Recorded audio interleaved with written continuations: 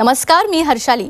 हितगुज या कार्यक्रमात आपलं स्वागत. या कार्यक्रमात आपण विविध आजार आणि त्यावरील उपचार याबद्दल चर्चा करत असतो आणि आजचा आपला विषय आहे डायबिटीज व आयुर्वेद. आणि यावर चर्चेसाठी आपल्यासोबत आहे डॉक्टर विद्याधर गिरी.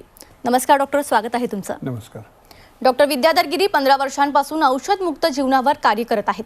त्यासाठी वर्तमानपत्रात लेख, अनेक ठिकाणी त्यांनी व्याख्याने दिली आहेत. 2015 पासून डायबिटीज मुक्त भारत या अभियानामुळे आजपर्यंत हजारो लोक डायबिटीज मुक्त झालेत. सध्या लहान मुलांमध्ये होणाऱ्या टाईप 1 डायबिटीजवर त्यांनी संशोधन केलं असून त्यातून अनेक जणांना याचा फायदा झालाय.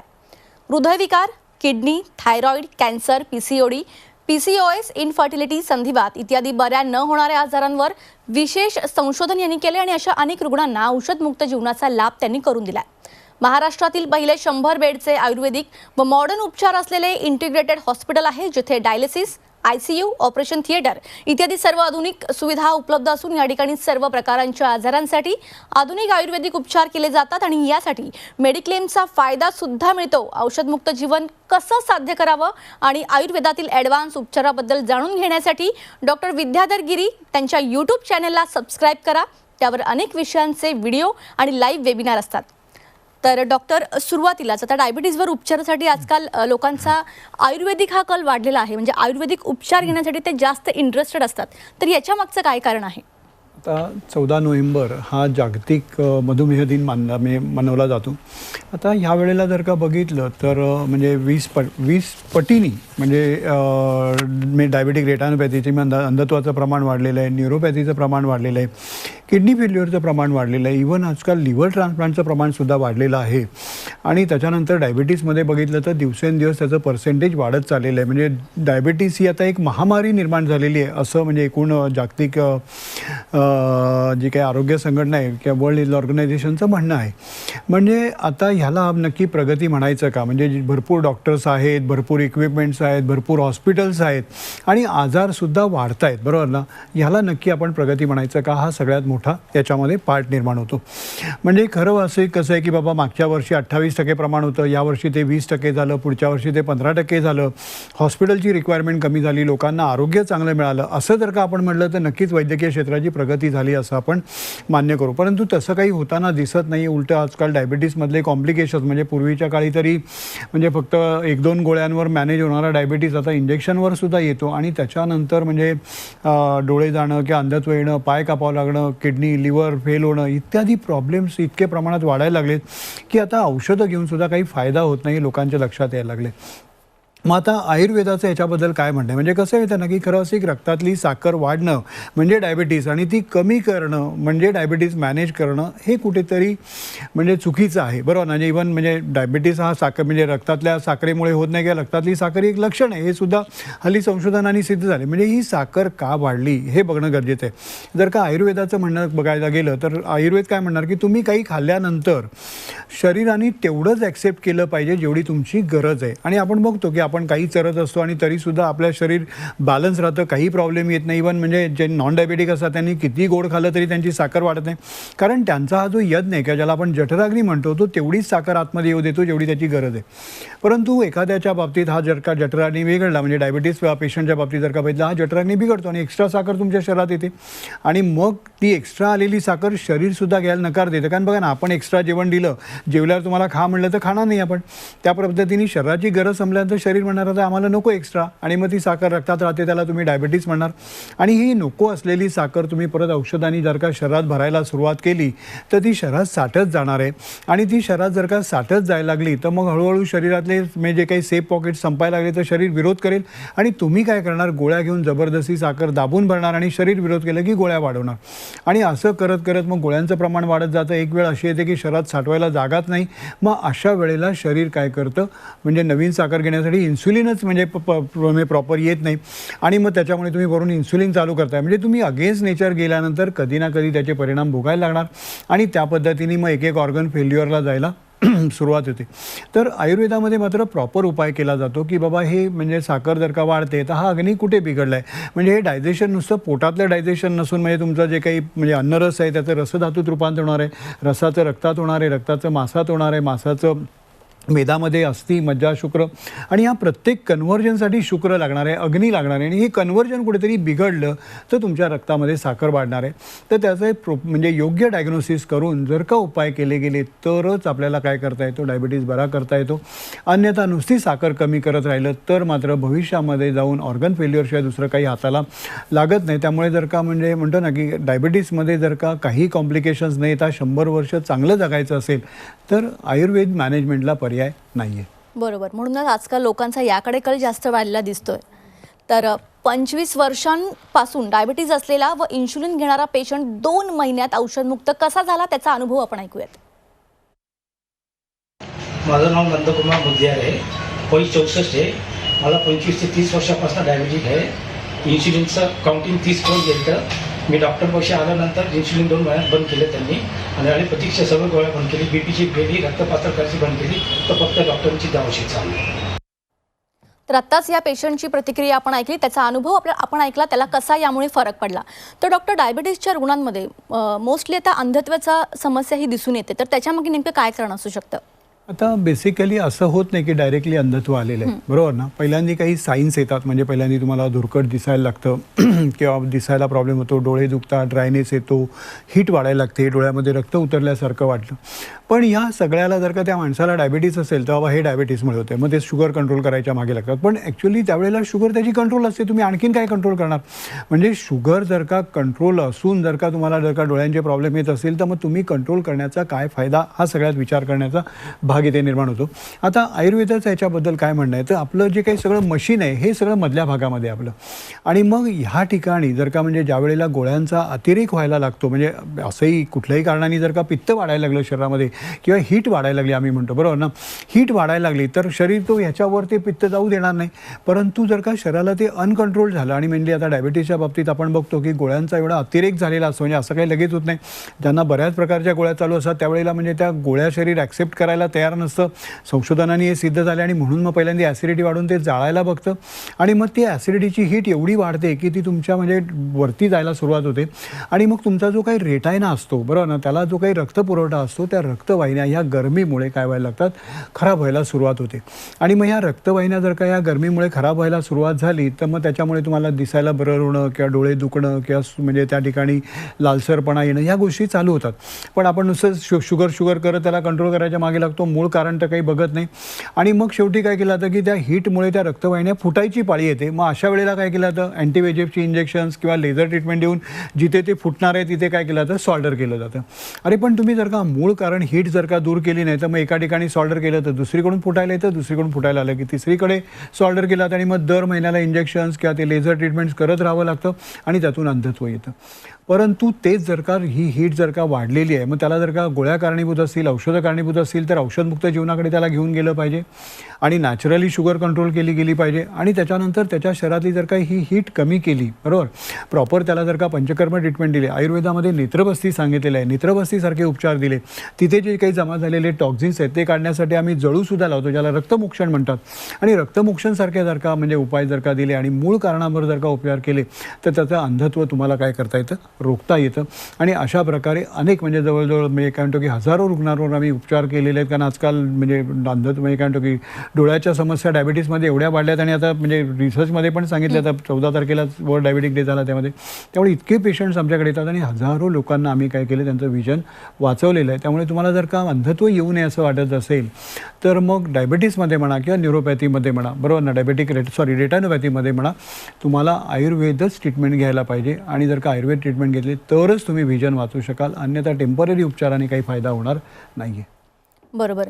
डॉक्टर, डायबिटीज रुग्णांमध्ये फॅटी लिव्हर आणि लिव्हर सिरोसिस याचं पण आजकाल प्रमाण वाढत चाललंय, तर याच्यामागे काय कारण असू शकतं? आता एक बॉइलिंग फ्रॉग सिंड्रोम असं आपल्याकडे एक म्हणजे म्हणलं जातं, बरोबर ना. म्हणजे एखादा जर का बेडूक तुम्ही पाण्यात टाकला आणि ते पाणी गरम करायला सुरुवात केलं तर प्रायमरी लेवलला ते पाणी गरम असताना तो बेडूक उडी मारून जाऊ शकतो, परंतु तो जात नाही. बरोबर ना. आणि मग ते पाणी गरम होत जातं आणि मग तो त्यावेळेला एवढा वीक झालेला असतो की त्याची आता उडी मारण्याची कॅपॅसिटीसुद्धा राहिलेली नसते. तसंच आपल्या इथे पण आहे. म्हणजे जेव्हा शुगर वाढायला लागते तेव्हा एका गोळीनी सुरुवात होते, आपल्याला वाटतं बाबा बॅलन्स आहे बरोबर ना. मग 2 गोळ्या चालू होतात. अरे गोळ्या वाढत आहेत म्हटल्यानंतर आपल्याला कळायला पाहिजे की माझा आजार वाढत चाललेला आहे, काहीतरी कॉम्प्लिकेशन्स वाढत चाललेले आहेत आणि आपण नुसती शुगर वाढण्यामागचं जे काही कारण आहे त्याच्यावर आपण काम करत नाही. नुसतं जर का एखाद्याला ताप आला आणि तुम्ही तापाच्या गोळ्या दिल्या तर चालेल का? त्याचा ताप कशामुळे आला आहे बाबा, मलेरिया आहे, टायफॉईड आहे, कोरोना आहे, कशामुळे ताप आला आहे ते बघून त्या कारणांवर उपाय करायला पाहिजे. पण ते न करता आपण जर का नुसतंच तापाचं औषध देत राहिलो तर उपयोग होणार नाही. त्याच पद्धतीने नुसतं तुम्ही शुगर कमी करायची, 1च्या 2, 2च्या 4 तरी आपण सुधरत नाही आणि त्याच्यानंतर इंजेक्शन्स चालू होतात बरोबर ना, तरी आपल्याला काही कळत नाही आणि म्हणजे नंतर मग डोळे वगैरे जायला लागतात, ते आपण धावपळ करायला सुरुवात करतो बरोबर ना. म्हणजे त्या बॉइलिंग फ्रॉगसारखं होतं बरोबर. तर त्याच पद्धतीने मग ज्या वेळेला हे टॉक्झिन शरीरामध्ये जास्ती वाढायला लागतात तर तुमचं लिव्हर जे आहे बरोबर ना, म्हणजे विज्ञान सांगतं 2008 साली जेनेटिक सायंटिस्ट डलगस व्हॅले यांनी संशोधन केलं होतं की बाबा औषधं घेऊन का प्रॉब्लेम होत आहेत. तर त्यांच्या लक्षात आलं की कुठलंच केमिकल शरीर घ्यायलाच तयार नाही. म्हणजे पहिल्यांदा ते पोटात गेल्यानंतर ते शरीर इथे जाळायला बघतं, त्याच्यानंतर मग ते केमिकल तुम्ही जबरदस्ती लिव्हरपर्यंत आल्यानंतर बरोबर ना लिव्हरसुद्धा त्याला डिस्ट्रॉय करायला बघतं आणि त्याला फर्स्ट पास मेकॅनिझम असं मेडिकलमध्ये म्हणतात. म्हणजे मेडिकलमध्ये माहिती आहे ते डिस्ट्रॉय होणार आहे बरोबर ना. आणि असं डिस्ट्रॉय झाल्यानंतर उरलेली केमिकल शरीरात जातात, ते तर नुकसान करायचं ते करणारच आहेत.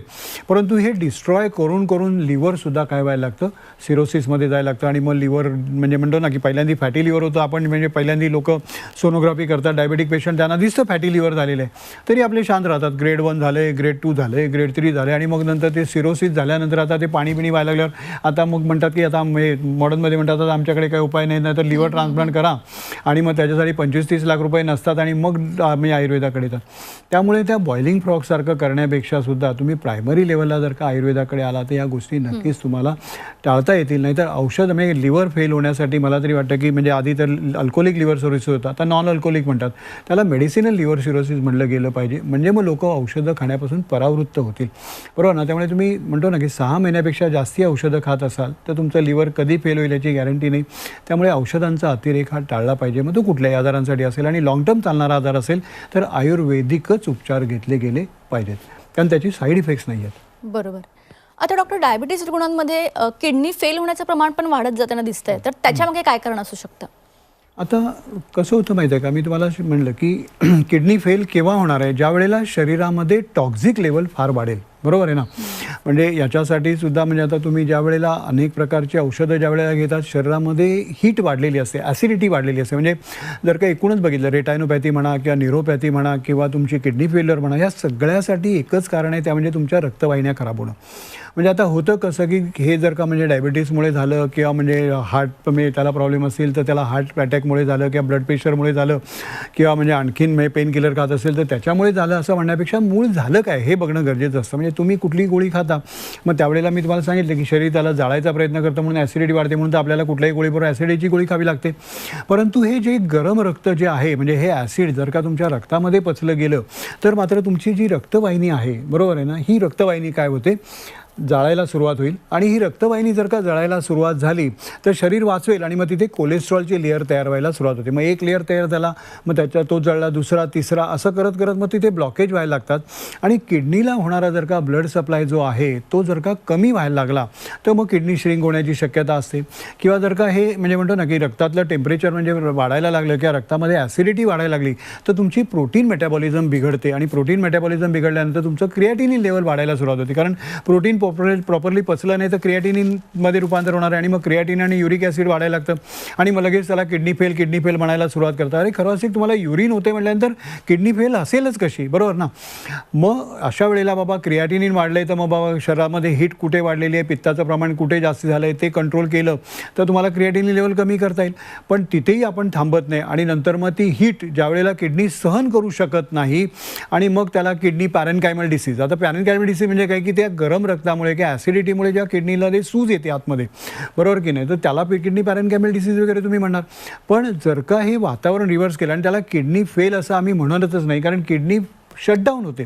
जर का किडनी फेल झाली असती तर आमच्याकडे आज हजारो डायलिसिस पेशंट जे काही रिव्हर्स झालेले आहेत किंवा डायलिसिसपासून मुक्त झालेले आहेत ते झालेच नसते, बरोबर की नाही. म्हणजे डायलिसिसपासून ज्या अर्थी त्यांना मुक्ती होते तर शरीरातलं वातावरण बिघडलेलं असेल तर किडनी तुमची शटडाऊन होते आणि ते वातावरण जर का तुम्ही बॅलन्स केलं तर नक्कीच तुम्हाला किडनी काय करता येते, रिव्हर्स करता येते, डायलिसिसपासून सुद्धा मुक्ती मिळवता येते आणि म्हणजे डायबिटीसमध्ये सुद्धा औषधमुक्त जीवन नक्कीच साध्य करता येतं. बरोबर. तर ॲडव्हान्स आयुर्वेदाचे सर्व डॉक्टर व त्यांची टीम ऑनलाईन ट्रीटमेंट देण्यामध्ये पूर्ण प्रशिक्षित असून त्यामुळे भारतातीलच नाही तर परदेशातील सुद्धा अनेक रुग्णांनी डायबिटीज, हृदयविकार, किडनी, कॅन्सर, संधिवात, PCOD, PCOS, इनफर्टिलिटी इत्यादी आजारांमध्ये औषधमुक्त जीवनाचा लाभ घेतला आहे. तर तुम्ही सुद्धा घरबसल्या औषधमुक्त जीवनाचा लाभ घेऊ शकता. त्याचप्रमाणे डॉक्टर विद्याधर गिरी यांची पुण्यामध्ये हडपसर, कोथरूड व काळीवाडी या 3 ठिकाणी क्लिनिक असून ते दर महिन्याला अंधेरी, मुंबई, ठाणे, सातारा व कोल्हापूर या ठिकाणी कन्सल्टिंगसाठी भेट देतात. तरी ऑनलाईन ट्रीटमेंटसाठी किंवा त्यांना प्रत्यक्ष भेटण्यासाठी स्क्रीनवर फ्लॅश होत असलेल्या नंबरवर संपर्क करा. तर कार्यक्रमात एक छोटासा ब्रेक घेऊया, लगेच परत येऊया. ब्रेकनंतर आपल्या सर्वांचं पुन्हा एकदा स्वागत. आपल्यासोबत आहे डॉक्टर विद्याधर गिरी आणि त्यांच्यासोबत आपण डायबिटीज या विषयावर चर्चा करत होतो. तर नुकतंच आपण डायबिटीज रुग्णांमध्ये किडनी फेल होण्याचं प्रमाण का वाढत चाललंय याविषयी चर्चा केली. तर त्याच अनुषंगाने डायलिसिसपासून मुक्त झालेल्या एका रुग्णाचं मनोगत आपण ऐकूयात. हॅलो, माझं नाव प्रतीक रवींद्र फिरके आहे. मला जुलै महिन्यामध्ये CKD डिटेक्ट झालं होतं. मी माझं ब्लड रिपोर्ट केलं तर माझं क्रिएटिनिन 9.8 आणि ब्लड युरिया नायट्रोजन 133 आलं होतं. म्हणून मला लाईफ सेव्हिंग ट्रीटमेंट चालू केली रत्ना मेमोरियल हॉस्पिटलला. तिकडे माझं डायलिसिस झालं. तिकडे मी 1 दिवस ॲडमिट होतो. मग मी लाईफ पॉईंटला गेलो. लाईफ पॉईंटला मी 12 दिवस ॲडमिट होतो. मग काही म्हणजे डायलिसिसने हे नाही झालं म्हणून मी गिरी सरांकडे आलो ट्रीटमेंट घ्यायला. मग बाथटब ट्रीटमेंट होती, पंचकर्म होतं. तेव्हा मी आलो तेव्हा माझं क्रिएटिनिन 7.60 होतं आणि ब्लड युरिया नायट्रोजन 70 होतं. आज 12 दिवस झाले मला गिरी सरांकडे ॲडमिट होऊन. आजचं माझं क्रिएटिनिन 5.90 आणि ब्लड युरिया नायट्रोजन 61 आहे. आता मी कम्प्लिटली ओके आहे. तर आत्ताच आपण डायलिसिस पासून मुक्त झालेल्या या रुग्णाचं मनोगत आपण ऐकलं. तर आता डॉक्टर, डायबिटीज न्यूरोपॅथी म्हणजे काय आणि याच्यामुळे भविष्यात कोणत्या समस्या निर्माण होऊ शकतात? आता हातापायाला जळजळ होणं ही जी काही सुरुवात असते, बरोबर ना, त्याला डायबेटिक न्यूरोपॅथी असं म्हणतात. आता न्यूरोपॅथी म्हणजे काय की तुमची नर्वस सिस्टीम जी आहे ती त्रास द्यायला लागली. म्हणजे आपल्याला कुठलाही स्पर्श जो जाणवतो तो आपल्या नर्वस सिस्टीममुळे जाणवतो, बरोबर ना. पण आता कसं असतं, ह्या आपल्या नसा ज्या असतात त्या म्हणजे इलेक्ट्रिक वायरसारख्या असतात. मधून तांब्याची तार आणि बाहेरून त्याला रबरचं कवरिंग असतं. म्हणजे जसं हे कवरिंग म्हणजे जिथे तांब्याची तार ओपन आहे तिथे करंट लागेल. पण हे रबर कवरिंग गेलं तर मात्र सगळीकडेच करंट पसरायला सुरुवात होते. त्याप्रमाणे आपली नस असते आणि त्याला बाहेरून काय असतं, कवरिंग असतं. आणि ह्या कवरिंगला बऱ्यापैकी म्हणजे ते म्हणतो ना की ते कवरिंग पण म्हणजे जातं येतं, म्हणजे रिजनरेशन चालू असतं. आणि त्याच्यासाठी लागतं विटॅमिन्स, प्रोटीन्स, विटॅमिन B12 हा सगळा त्याच्यामध्ये मेजर इश्यू असतो, बरोबर की नाही. आता हे B12 म्हणजे म्हणतो की डायबिटीज पेशंटमध्ये नाही तर आजकाल बऱ्याचशा पेशंटमध्ये जे औषधं खाणारे आहेत त्या सगळ्यांमध्येच आपल्याला कमी बघायला मिळतं. म्हणजे जर का आपण असं म्हटलं की डायबिटीजमुळे कमी होतं तर मग कसं काय कमी होतं, म्हणजे मग बाकी लोकांमध्ये डायबिटीज नाही पण गोळ्या खातात त्यांच्यामध्ये का कमी होतं. तर असं लक्षात येतं की तुम्ही ज्या वेळेला कुठल्याही गोळ्या खाता तर त्यावेळेला म्हणजे तुमचं काही पचन जे आहे ते फक्त पाचक रसांमुळे होत नसतं. म्हणजे तुम्ही तुमच्या पोटामध्ये म्हणजे जवळजवळ तुमच्या मेंदूच्या वजना इतके म्हणजे 4.5 किलो इतके बॅक्टेरिया तुमच्या पोटामध्ये आहेत. आणि हे 4.5 किलो जे काही बॅक्टेरिया तुमच्या पोटामध्ये आहेत हे काय करत असतात, तुम्ही जे काही खाल्लं त्याचं कन्व्हर्जन करण्याचं काम करतात आणि नंतर शरीर ते तुम्हाला ॲब्सॉर्ब करायला लागतं. पण जर का तुम्ही औषधांचा अतिरेक करत असाल किंवा औषधं खात असाल, इव्हन डायबिटीजमधली मेटफॉर्मिन आहे, ग्लिमिप्राइड किंवा अशी अनेक औषधं जी आहेत ही औषधं काय करतात, या बॅक्टेरियांना मारून टाकतात. आणि मग त्याच्यामुळे तुम्हाला B12ची डेफिशियन्सी व्हायला लागते, कॅल्शियमची डेफिशियन्सी व्हायला सुरुवात होते, त्यानंतर म्हणजे पोटॅशियम वगैरे बऱ्याचशा गोष्टींची B कॉम्प्लेक्स डेफिशियन्सी अशा सगळ्या डेफिशियन्सी क्रिएट व्हायला लागतात. आणि ह्या जर का डेफिशियन्सी क्रिएट झाल्या तर तुम्ही नुसत्याच वरून गोळ्या खातात. आता गोळ्या खाल्ल्यानंतर रक्तातलं प्रमाण येतं. म्हणजे आयुर्वेदामध्ये कसं म्हणलं की अन्नरसाचं तुमचं रसधातूमध्ये रूपांतर होणार आहे, रक्ताचं रक्तात. पण हे रक्तापर्यंत दिसतं परंतु ते नर्व्सपर्यंत पोचतं का, हा सगळ्यात मोठा याच्यामध्ये पार्ट येतो. आणि मग नसांचं कवरिंग गेलं की तुम्हाला हातापायाला जळजळ व्हायला लागते. आणि हातापायाला जळजळ झाली तर मात्र मग काय होतं की न्यूरोपॅथी त्याला म्हणतात. आणि ही जर का म्हणजे जळजळ आपण नाही थांबवली वेळेवर किंवा त्याचं कवरिंग रिपेअर नाही केलं तर मात्र नंतर पाय कापण्याची पाळी येते. तर त्याच्यामुळे जर का वेळी त्याला ट्रीटमेंट केली तरच उपाय योग्य होऊ शकतात. जागतिक मधुमेह दिनानिमित्त डायबिटीज कॉम्प्लिकेशन रिव्हर्सल कॅम्प तुम्ही आयोजित केला आहे, याबद्दल अगदी थोडक्यात सांगा.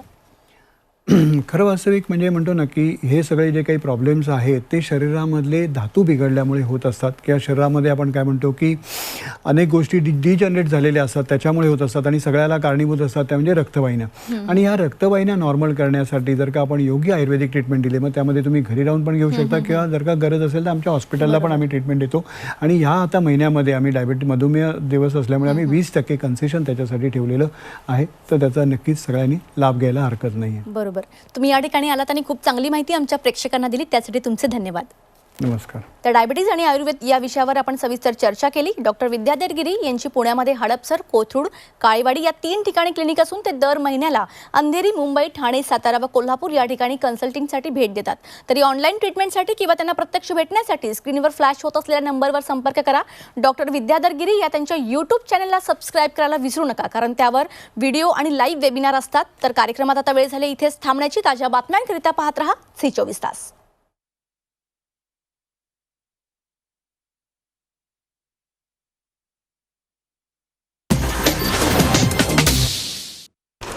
लाल मातीतली कुस्ती म्हणजे